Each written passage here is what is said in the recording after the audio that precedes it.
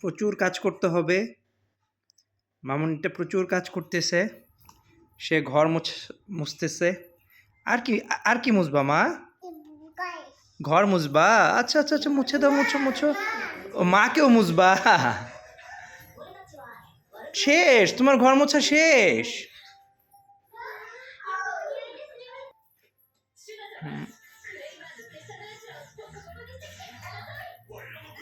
হুম।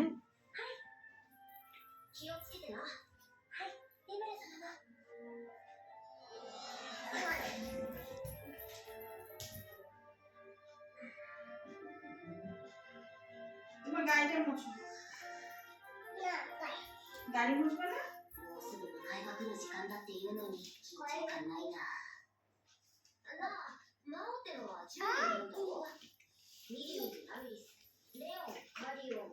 ওরে বাবা, আমার ফার্নিচারটা নিচে সব মুছে দিচ্ছে মেয়েটা।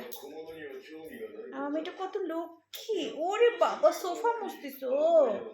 আচ্ছা মুছে দাও, মুছে দাও, ভালো করে মুছে দাও। হ্যাঁ, ওরে বাবা।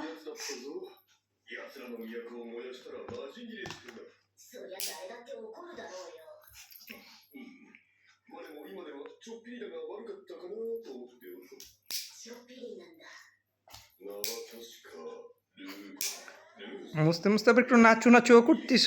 বাহ। ওরে বাবা, পোজ দিচ্ছে নাকি? ওরে পোজ দিতে কি সুন্দর। একটু ভালো করে পোজ দাও, একটু হাসি দাও। এই আবার ঘর মুছতে চলে গেল।